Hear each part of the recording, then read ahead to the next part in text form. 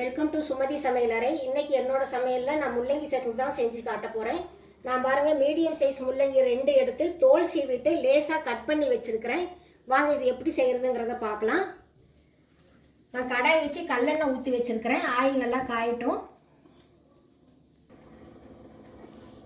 Oil நல்லா காஞ்சிச்சு பாருங்கள். கொஞ்சம் சீரகம் பொரிச்சுக்கலாம்.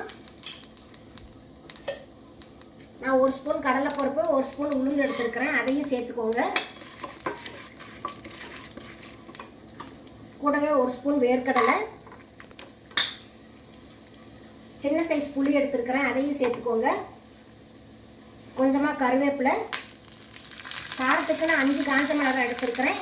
நீங்கள் உங்கள் காரத்துக்கு தகுந்த மாதிரி சேர்த்துக்கோங்க. இது நல்லா பருப்பெல்லாம் நல்லா செவந்து வரட்டும். அது வரைக்கும் நல்லா ஆயிலே வதக்கி விடுங்க.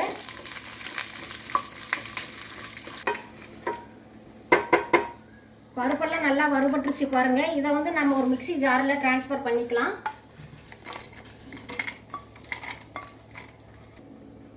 அதே கடாயை அடுப்பில் வச்சு நான் ஆயில் ஊற்றி வச்சுருக்கிறேன். ஆயில் காஞ்சிருச்சு பாருங்கள். இப்போ கட் பண்ணி வச்சுருக்கிற முள்ளங்கி சேர்த்துடலாம்.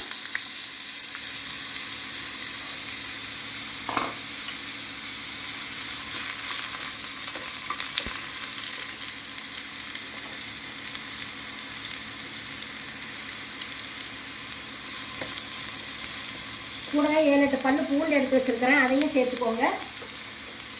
ஒரு 10-15 சின்ன வெங்காயம் அப்படியே முழுசாகவே சேர்த்துக்கோங்க. எல்லாம் ஆயிலில் நல்லா வதங்கி வரட்டும்.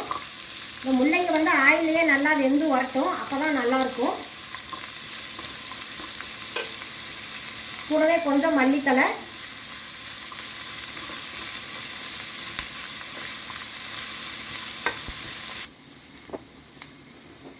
ஒரு 5 நிமிஷம் ஆயிலையே நல்லா நான் முள்ளங்கி வதக்கி விட்டுருக்கிறேன் பாருங்கள். முள்ளங்கியும் நல்லா வதங்கிருச்சு. நீங்கள் லேசாக கட் பண்ணி போட்டிங்கன்னா ஒரு 5 நிமிஷத்தில் வதங்கிடும். திக்னஸாக கட் பண்ணிங்கன்னா இன்னும் டைம் எடுக்கும். நீங்கள் துருவியுமே கூட வதக்கி எடுக்கலாம். அது உங்கள் விருப்பம்தான். முடிஞ்ச வரைக்கும் சின்ன வெங்காயம் சேர்த்த பாருங்கள். சின்ன வெங்காயம் இல்லைன்னா பெரிய வெங்காயம் சேர்த்துக்கோங்க. இப்போ முள்ளங்கி நல்லா வதங்கி வந்துருச்சு. அடுப்பை ஆஃப் பண்ணிடலாம். ஆறட்டும். அதுக்குள்ளே நம்ம வறுத்து வச்சுருக்கிற பருப்பு கூட தேவையான அளவு உப்பை சேர்த்து இதை நம்ம ஒரு 2 சுற்று விட்டு அரைச்சிட்டு வந்துடலாம். அதுக்கப்புறமா முள்ளங்கி நாம் அது கூட சேர்த்து அரைச்சிடலாம். இந்த அளவுக்கு பருப்பை அரைச்சிட்டு வந்திருக்கிறேன். இது கூடவே இப்போ நம்ம முள்ளங்கியை சேர்த்து அரைச்சிட்டு வந்துடலாம்.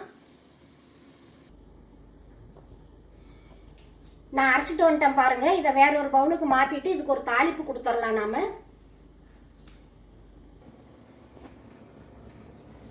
முள்ளங்கி சட்னி அரைச்சிட்டு வந்துட்டேன் பாருங்கள். இதுக்கு ஒரு தாளிப்பு கொடுத்துடலாம். நான் தாளிப்பு கரண்டி வச்சு ஆயில் ஊற்றி வச்சுருக்கிறேன். ஆயில் காஞ்சதும் கடுகு உளுந்து சேர்த்துக்கோங்க.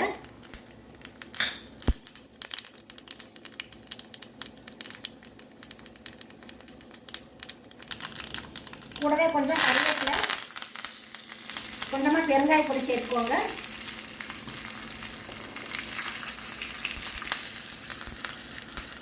இதை அப்படியே சட்னியில் கொட்டிடலாம். நாம்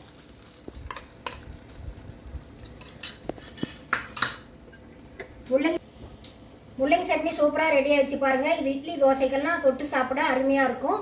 நீங்களும் இதே மாதிரி செஞ்சு சாப்பிட்டு பாருங்கள். இந்த வீடியோ உங்களுக்கு பிடிச்சிருந்ததுன்னா லைக் பண்ணுங்கள், ஷேர் பண்ணுங்கள், சப்ஸ்கிரைப் பண்ணுங்கள்.